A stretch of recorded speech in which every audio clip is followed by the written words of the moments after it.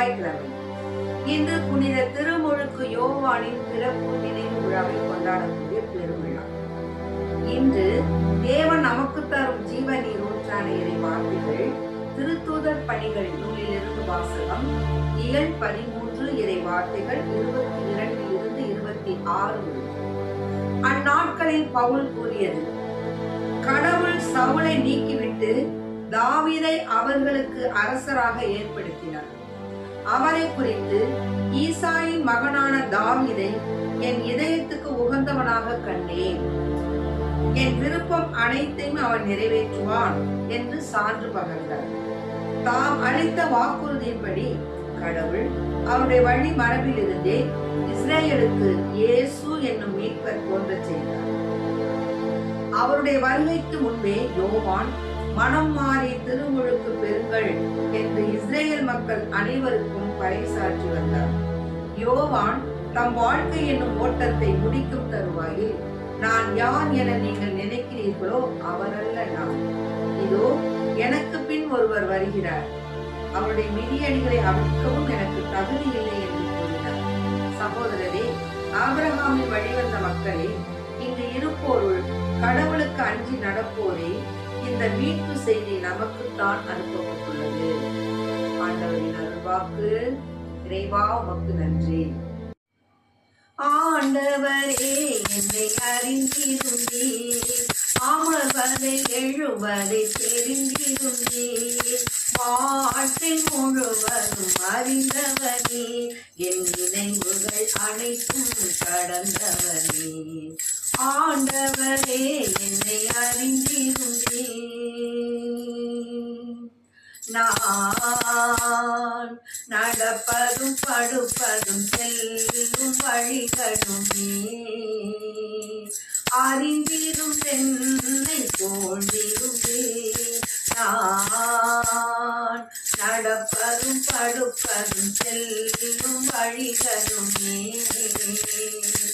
அறிந்திரும் என்னை தோன்றிருந்தே. வானகம் பறந்தாலும் நீரிருப்பீர், பாதாளம் பதுங்கினும் உன் கரம் இருக்கும். வானகம் பறந்தாலும் நீரிருப்பீர், பாதாளம் பதுங்கினும் கரம் இருக்கும். கடல்களின் கடையில்லை விடியலில் அருள்வேளை இறைவா.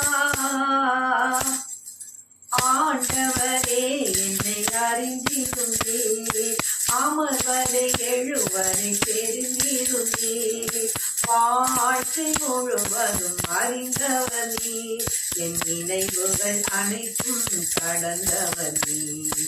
ஆண்டவரே, என்னை அறிந்திருந்தீர்.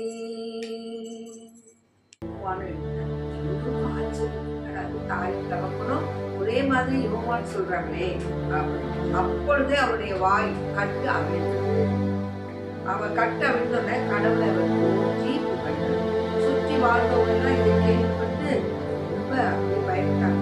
ஆண்டுடைய அதிசயம் பாக்குறாங்க இல்லையா, கண்ணால பாக்குறாங்க. யோவான் பிறந்தது, அவர் இவ்வளவு நாள், அதாவது யோவான் பிறப்பதற்கு முன்னதாக நம்ம பைபிளை படிச்சிருக்கிறோம். சக்கரியாவுக்கு ஏன் வாய கட்டு போடப்பட்டது, அந்த வாய் நான் பேசல, நாவு. இப்ப அவருடைய நாவு பேசி அவருடைய பேரை சொன்ன உடனே அந்த செய்தி அந்த நாடு யோதியாமலை எங்கும் பரவி, உடனே இந்த செய்தியை தங்கள் உள்ளங்கள்ல இருத்தி இந்த குழந்தை எப்படிப்பட்டதாக இருக்குமோ அப்படின்னு தந்தைக்கு கட்டவிழ்ந்தது, நாவுக்கு கட்டவிழ்ந்தது. அம்மாவும் யோவான் சொல்றாங்க, அவனும் யோவான் சொல்றாங்க. உடனே இந்த குழந்தை ஆண்டவருடைய கை வழியால ரொம்ப ஆசீர்வாதம் உள்ள மக்களாக வளர்ந்தார். குழந்தையா இருந்த யோவான் வளர்ந்து மன வலிமை பெற்றார். இஸ்ராயல் மக்களுக்கு தம்மை வெளிப்படுத்தும் காலம் வரை அவர் பாலை நிலத்துல வாழ்ந்து வந்தார். அதனால இப்போ கடவுள் என்ன செய்தார்னா, இது நான் சொன்னது லூக்கா என்ற நற்செய்தி நூற்றுல நான் இப்பொழுது கொஞ்சம் வார்த்தைகள் 66 80 இப்ப திருத்தூதர் பணிகள் நூல் என்னன்னு கேட்டீங்கன்னா, அந்நாட்கள பவுல் கூறியது, கடவுள் சவுலை நீக்கிவிட்டு தாவீதை அவர்களுக்கு அரசராக ஏற்படுத்தினார். அவரை குறித்து ஈசாயின் மகனான தாவீதை என் இதயத்துக்கு உகந்தவனாக கண்டேன், என் விருப்பம் அனைத்தையும் அவன் நிறைவேற்றுவான் என்று சான்று பகர்ந்தார். தாம் அளித்த வாக்குறுதியின்படி கடவுள் அவருடைய வழிமரபிலிருந்தே இஸ்ரேலுக்கு இயேசு என்னும் மீட்பர் வந்து செய்தார். அவருடைய வருகைக்கு முன்னதாக தான் யோவானுடைய பிறப்பு. அவர் என்ன செய்தாரு? மனம் மாறி திருமுழுக்கு பெறுங்கள் என்று இஸ்ரேல் மக்கள் அனைவருக்கும் பறைசாற்றி வந்தார். யோவான் தன்னுடைய வாழ்க்கையில தன்னுடைய அதாவது மிகுந்த உடல் உடை உடுத்துவதிலும் சரி, சாப்பாட்டிலும் சரி ரொம்ப தாழ்ச்சி உள்ளவராக தான், ரொம்ப சிம்பிளா தான் இருந்தார். பிறகு அவர் தன் ஓட்டத்தை முடிக்கும் தருவாயில், நான் யாருன்னு நீங்க நினைக்கிறீங்க?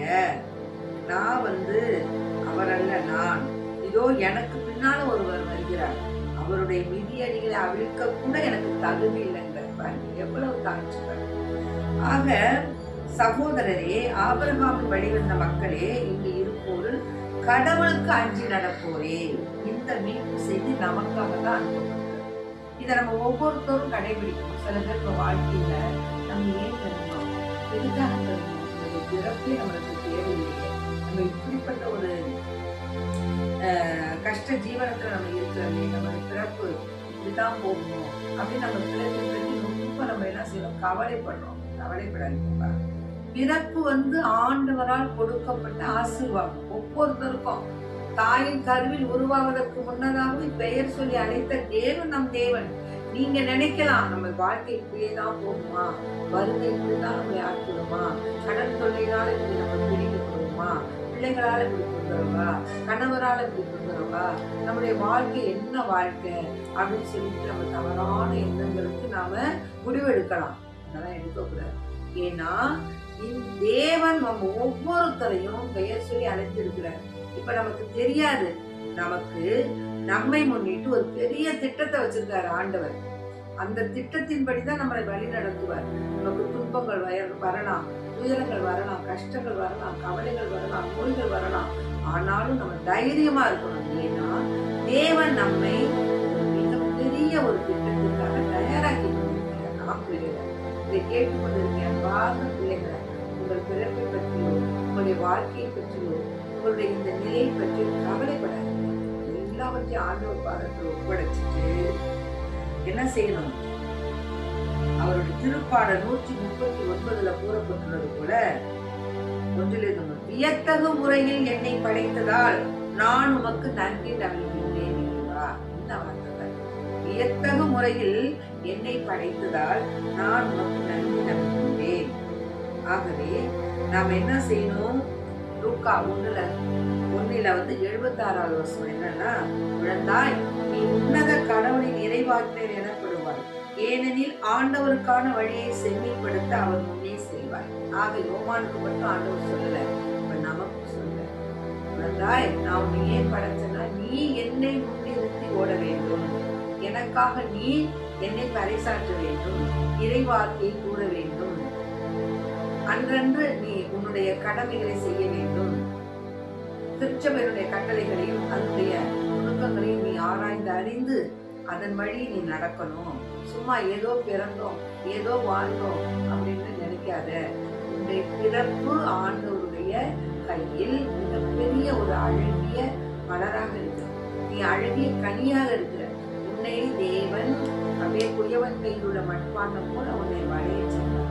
உன்னை அருமையான கருவியாக வளைய செய்வார். ஆகவே அன்பு பிள்ளைகளே, நீங்கள் இதுவரை உங்கள் பிறப்பை பற்றி, உங்கள் வாழ்க்கையை பற்றி கவலைப்பட்டுக் கொண்டிருந்தால் இன்றிலிருந்து அந்த கவலையை விட்டுட்டீங்க. ஏன்னா தேவன் உங்களை ஒரு மிகப்பெரிய ஆசீர்வாதமான ஒரு செயல்பாட்டுக்காக உங்களை தயார்படுத்தி கொண்டிருக்கிறார். ஆகவே உங்களுடைய வாழ்க்கையில நீங்கள் தேவனுக்கு ஏற்ப வாழ தேவனுடைய வரம் கேட்போம். ஆமென். Praise the Lord.